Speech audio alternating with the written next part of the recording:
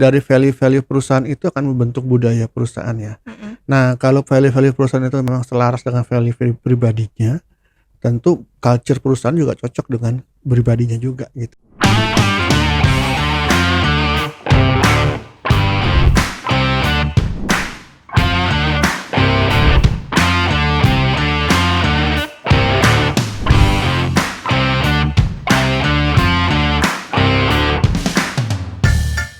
Halo teman-teman, kembali lagi dengan saya Aisyah di YouTube channel Dunia Leadership Coaching. Oke teman-teman, pada sore hari ini kita mau bahas nih mengenai bagaimana sih cara memiliki jiwa ownership. Oke, sebelum itu kita simak yang berikut ini dulu ya. Sebelum Anda lanjut nonton video ini, silakan Anda subscribe, like, dan share kepada teman-teman Anda sehingga channel ini bisa bertumbuh. Oke teman-teman, kembali lagi nih kita sekarang sudah bersama Coach Aditya Amijaya. Kita sapa dulu yuk Coach kita hari ini. Halo Coach Adit. Halo Aisyah. Halo Coach. Wah, biru-biru nih Coach bajunya. Melambangkan apa ini Coach? Melambangkan warna biru. Apakah ada arti Warna tersendiri? Corpora Consulting kan Oh gini. iya. Berarti cinta banget sama Corpora Consulting ya kan Coach ya? topiknya kan ownership. Makanya. Oh iya benar. Oke Coach, hari ini pembahasan kita kali ini gimana sih Coach cara memiliki jiwa ownership? Kan seperti yang kita ketahui ya Coach ya, jiwa ownership itu maksudnya nih bukan pemilik perusahaan itu, namun dia itu merasa memiliki perusahaan itu. Jadi dia tuh bisa mengembangkan serta dia tuh berusaha memaksimalkan mungkin untuk bikin maju perusahaan itu. Itu gimana Coach caranya Coach? Oke. Jadi ini pengalaman saya juga mengcoaching tim, mengcoaching klien-klien saya ya. Gitu. Jadi bagaimana mereka sendiri ternyata apa yang membedakan mereka yang punya jiwa ownership yang menurut saya tuh cukup tinggi dengan yang tidak gitu. Ya. Jadi yang tidak itu ciri-cirinya ya memang mereka kerja aja, merasa itu hanya kerjaan. Terus ya masuk cekcok aja dari pagi sampai jam 5 udah selesai gitu ya. Bahkan kurang gitu ya. Ya yang tidak mau mengerjakan pekerjaan yang lebih dari yang seharusnya gitu ya dan sebagainya gitu ya. Kalau yang punya jiwa ownership yang tinggi menurut kamu gimana sih ciri-cirinya? Loyal, kayak diperintahkan apa, ada tugas tiba-tiba langsung dikerjakan gitu. Itu kayaknya karyawan-karyawan yang memiliki jiwa ownership Coach. Oke, apalagi? Ya pokoknya ketika diberikan perintah dia nggak akan menolak gitu. Pasti dia memikirkannya, wah ada ilmu baru nih gitu. Oke. Udah mungkin Coach. Ya, wah ada ilmu baru nih gitu ya. Oke. Terus nggak ada lagi tuh. Apalagi Mas Adi, ada bantuan gak nih? Ya. Oke deh ya benar sih kayak gitu ya. Tapi yang mendasari itu ya itu salah satu cirinya ya. Yang mendasari itu apa sehingga mereka itu memiliki jiwa ownership itu kan gitu yang penting ya. Berarti mungkin di bayangan karyawannya saya pengen nih bantuin perusahaan ini untuk maju ke depannya karena nanti saya akan menjadi peran khusus gitu kan. Nah itu udah benar. Itu Gitu Coach ya. jawabannya. Ciri khususnya adalah kalau perusahaan ini maju berarti juga saya mendapatkan suatu keuntungan gitu ya atau apalah gitu. Jadi dalam hal ini yang saya amati dari klien-klien saya yang mereka mungkin manajer atau leader yang bekerja di suatu perusahaan ya. Mungkin ini juga harusnya sih bisa diaplikasikan kepada staff ya gitu. Karena kan saya biasanya mengcoaching kan para leader gitu ya. Mereka itu punya ownership yang tinggi kalau ya atau ciri ini ya. Kalau mereka clear antara goal perusahaan dengan goal pribadinya itu ada keselarasan gitu loh, ada kaitannya yang selaras gitu. Jadi kalau dia mencapai target perusahaan berarti akan membawa mereka juga mencapai target pribadinya. Nah, itu kali. Oh, berarti memang karyawannya itu selaras gitu ya dengan goals dari perusahaannya. Betul. Bagaimana kalau misalkan karyawan itu tidak selaras tapi dia pengen menjadi orang yang ownership gitu Coach, ada caranya nggak? Ya kalau dia ada keinginan sendiri gampang, dia pasti dia akan secara tidak sengaja atau sengaja akan menselaraskan sendiri gitu ya antara perusahaannya dengan dirinya gitu ya. Jadi yang diselaraskan tuh bisa macam-macam sih, cuman yang saya amati dari mereka yang klien saya itu ada berbagai kemungkinan ya. Tadi goalnya memang selaras dengan goal pribadi gitu ya, visi misinya juga selaras dengan visi misi pribadi, value perusahaan juga selaras dengan value pribadi mereka gitu. Jadi ketiga hal ini yang perlu selaras gitu ya. Kalau tiga-tiganya semua selaras, keren banget tuh, pasti tambah kuat ininya ya, ownership-nya. gitu. Ada ini juga nggak sih coach, kayak hal-hal kayak culture building-nya, kayak culture di perusahaannya, Karakter building, kultur, kultur, Mm-mm. budaya. Budaya di Iya, perusahaannya. betul. Jadi kan dari value-value perusahaan itu akan membentuk budaya perusahaannya. Mm-mm. Nah, kalau value-value perusahaan itu memang selaras dengan value-value pribadinya, tentu culture perusahaan juga cocok dengan pribadinya juga gitu loh, dan itu akan membuat mereka betah gitu di perusahaan tersebut. Yang ujung-ujungnya juga akhirnya ada hubungan dengan ownership sih gitu. Kalau misalkan dari Coach Adit sendiri nih, pasti kan pengalaman kerjanya juga udah banyak nih sampai akhirnya sekarang menjadi coach.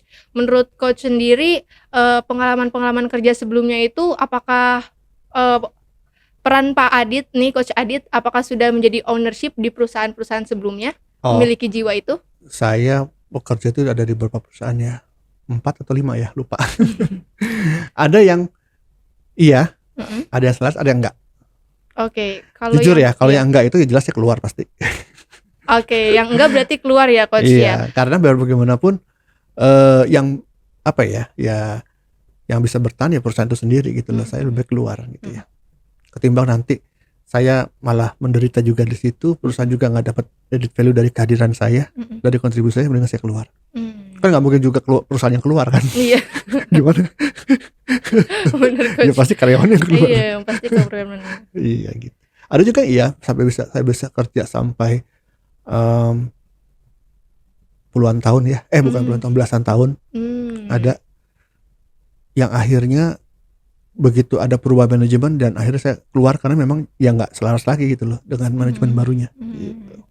Berarti Coach kalau pada saat Coach tidak selaras nih dengan perusahaan sebelumnya itu, berapa lama Coach bertahan di perusahaan tersebut?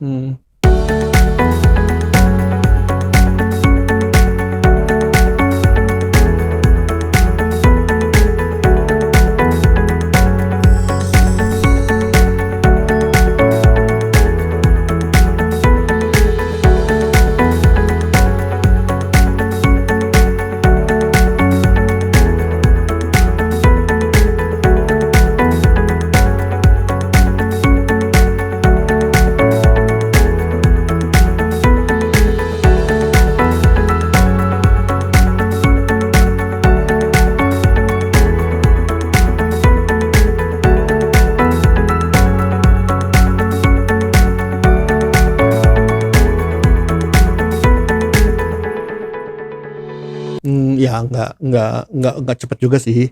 Tetap saya berusaha untuk menyelaraskan dulu ya gitu. Kalau toh memang kan kita setiap manusia itu punya prinsip-prinsip pribadi yang value-value yang mendalam yang merupakan prinsip pribadi yang nggak bisa dilanggar ya. Nah kalau itu sampai terjadi ya itu udah nggak mungkin bisa selaras. Akhirnya saya memutuskan keluar. Iya benar Coach. Oke Coach, berarti emang kita harus memiliki keselarasan dulu ya. Berarti ada kemungkinan juga perubahan manajemen di perusahaan tersebut mengakibatkan jiwa ownership kita hilang atau nggak ada dong Coach. Iya, betul. Ya ownership itu perlu dua pihak ya, dari manajemen perusahaan sendiri atau owner perusahaannya maupun dari pihak karyawannya. Gitu. Oke. Bagaimana sih Coach cara menggali lagi Coach selain menyelaraskan tadi tujuan goalsnya, visi misi, itu bisa nggak sih secara tiba-tiba kita merubah visi misi kita? Maksudnya visi misi pribadi? Visi misi pribadi. Ya menurut sepanjang pengetahuan saya sih nggak bisa mendadak berubah ya. Itu perlu perubahan yang evolusi, yang mungkin yang bertahap gitu ya. Tergantung dari pengalaman hidup dan evolusi dari value-value kita sendiri gitu loh. Value-value pribadi itu bisa berevolusi, bisa berubah gitu ya. Tapi namanya evolusi ya, nggak bisa cepat gitu. Pasti ada proses di situ. Berdasarkan pengalaman pribadinya, berdasarkan kondisi lingkungan dan sebagainya gitu ya, coping mechanism dan seterusnya gitu. Oke Coach, berarti emang sulit juga ya untuk menjadikan diri kita sebagai ownership. Berarti kan kita nggak mungkin nih mencari semua perusahaan kita cicipin satu-satu gitu kan ya. Ini selaras nggak dengan kita, ini selaras nggak, sampai akhirnya kita bisa mengembangkan jiwa ownership kita. Kan nggak mungkin ya Coach. Betul, nggak mungkin. Tapi ada caranya tadi, kita juga harus meng-clearkan gitu ya, tujuan pribadi kita, value pribadi kita, visi misi kita pribadi dengan visi misi perusahaan gitu. Apalagi kalau atasannya memang punya kemampuan untuk menselaraskan itu ya. Nah itu sangat keren banget. Jadi ada bisa diproseskan, bisa diselaraskan sampai ke titik tertentu di mana memang ada yang nggak bisa juga gitu ya. Gitu. Paling tidak kan nggak harus 100% selaras gitu ya. Dari pengalaman saya sih antara 80 balik lagi pada itu ya 80% selaras, 70-80% selaras itu udah bisa membuat orang tuh ownership-nya cukup baik lah gitu. Sebelum Anda lanjut nonton video ini, silakan Anda subscribe, like, dan share kepada teman-teman Anda sehingga channel ini bisa bertumbuh. Peran atasan sendiri juga perlu nggak sih Coach? Penting. Penting banget kan ya dalam membimbing karyawannya gitu. Apalagi pastinya udah terlihat kan ya jiwa-jiwa karyawan yang ada jiwa ownership-nya enggak nih. Pasti tadi kan Coach juga udah bilang nih, ada karyawan yang cuman ngerjain tugasnya ya udah habis itu pulang gitu ya Coach ya. Betul. Terus peran atasan itu bagaimana ke karyawan Ya, peran tersebut? atasan itu sebenarnya diawali dari proses rekrutmennya ya. Jadi ketika merekrut dan menseleksi itu kan, terutama menseleksinya ya, itu kan pasti ada atasan yang berperan ya, menginterview dan sebagainya. Nggak hanya orang HRD aja yang berperan kan.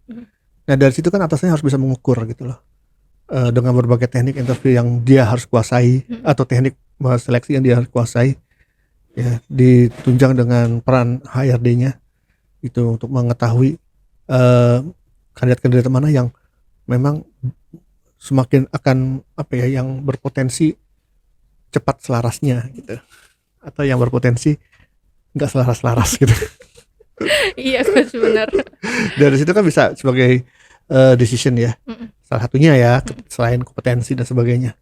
Nah setelah itu baru deh proses developmentnya terjadi gitu. Jadi development itu bukan hanya kompetensi loh gitu. Development dalam hal keselarasan tadi ya, itu juga penting. Karena sebagai sebagus apapun kompetensi ya, kalau dia memang nggak ada keselarasan, ownership-nya nggak ada ya sama aja gitu. Iya, sia-sia gitu ya Coach ya. Oke Coach, menarik banget nih pembahasan kita kali ini. Berarti memang kalau memiliki jiwa ownership itu ya harus mencari dulu perusahaan yang selaras ya Coach ya, biar bisa menjiwai jadi gitu.